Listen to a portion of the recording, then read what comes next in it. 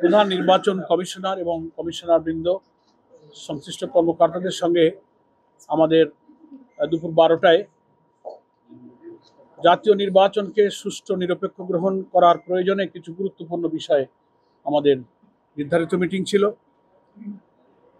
এই সভায় আমরা যারা উপস্থিত হয়েছি আমাদের প্রতিনিধি দলের মধ্যে সহকারী সেক্রেটারি জেনারেল মৌলানা এটিএম মাসুম, সহকারী সেক্রেটারি জেনারেল মৌলানা রফিকুল ইসলাম খান, সহকারী secretary general doctor HM. Hamidur Rahman Azad, আমাদের মতিউর রহমান আকন্দ মিডিয়া সেক্রেটারি এবং প্রচার সেক্রেটারি, আর আছেন আমাদের ঢাকা মহানগরী দক্ষিণের আমির এবং নির্বাহী পরিষদের সদস্য জনাব নুরুল ইসলাম বুলবুল এবং ঢাকা মহানগরী উত্তরের আমির নির্বাহী পরিষদের সদস্য জননেতা মোহাম্মদ সেলিম উদ্দিন। এই 7 সদস্য আমরা আলোচনায় অংশ নিয়েছি। আমরা লিখিতভাবে প্রধান নির্বাচন কমিশনার বরাবর নির্বাচনকে সুষ্ঠু করার জন্য 18 দফা দাবি সুলিখিতভাবে ওনার কাছে আমরা উপস্থাপন করেছি এবং 18 দফার সবগুলো বিষয়ই দীর্ঘ সময় ধরে আমরা সেগুলো ব্যাখ্যা বিশ্লেষণ করেছি। প্রধান নির্বাচন কমিশনার এবং তার পক্ষে কমিশনারবৃন্দ আমাদের প্রশ্নের এবং আমাদের দাবিগুলোর ব্যাপারে তারা আরও ক্লারিফিকেশন দিয়েছেন, কি কি পদক্ষেপ তারা নিচ্ছেন, তাদের সামনে কি কি চ্যালেঞ্জ আছে, কি কি টেকনিক্যাল অসুবিধা আছে, আর কি কি সম্ভাবনা আছে, সেগুলো যেমন তুলে ধরেছেন, তেমনি রাজনৈতিক দলগুলোর সহযোগিতার যে প্রয়োজন, বিশেষ করে জামাত ইসলামের কাছেও তারা সহযোগিতা কামনা করেছেন। এই সব আলোচনাই কিন্তু খুবই খোলামেলা এবং সৌহার্দ্যপূর্ণ আন্তরিক পরিবেশে অনুষ্ঠিত হয়েছে এবং আমরা ওনাদের আলোচনায় অন্তত আন্তরিকতার দিক থেকে আমরা সন্তুষ্ট যে ওনারা প্রচেষ্টা চালাচ্ছেন এবং প্রচেষ্টা চালাবেন। কিছু বাস্তব চ্যালেঞ্জও ওনাদের সামনে রয়েছে আমাদের এই 18 দফার সবগুলো বাস্তবায়নের ব্যাপারে। তবে আমরা এটা জোর দিয়েছি যে এই দাবিগুলো যত কষ্টই হোক, নির্বাচন কমিশন এবং সরকারের যৌথ প্রচেষ্টায় এবং আমরা যারা পলিটিক্যাল পার্টি এবং স্টেক হোল্ডার যারা আছি, আমরা বলেছি we are always ready to give all kinds of cooperation two election commission. আমরা এটা দিতে থাকবো, কিন্তু সেই নির্বাচনটা আমাদেরকে সুষ্ঠু করতে হবে।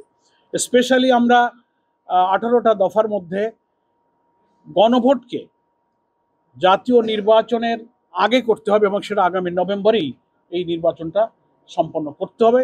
কারণ বিস্তারিত ওখানে আমরা ব্যাখ্যা করেছি, সে বিস্তারিত প্রয়োজন নেই। এখানে সংক্ষেপ কথা হলো যে জাতীয় সনদ যে তৈরি হচ্ছে, জুলাই জাতীয় সনদে যে সমস্ত বিদ্যমান রাষ্ট্র কাঠামোকে পরিবর্তন করে যে সংস্কারগুলোর ব্যাপারে আমরা ঐক্যমত হয়েছি, জাতিকে তো সেটা জানতে হবে, জানার পরে না তারা হা না ভোট দেবে।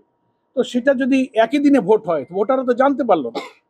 ডিউ টু দ্যাট কজ আমরা বলেছি যে সংস্কার এবং জাতীয় সনদের বিষয়গুলো ইলেকশন কমিশনকে পাবলিক করতে হবে, তারা ওয়েবসাইটে দেবেন, জনগণ জানবে, ভোটাররা সিদ্ধান্ত নেবে এবং সেটা নভেম্বরই হচ্ছে উপযুক্ত সময়।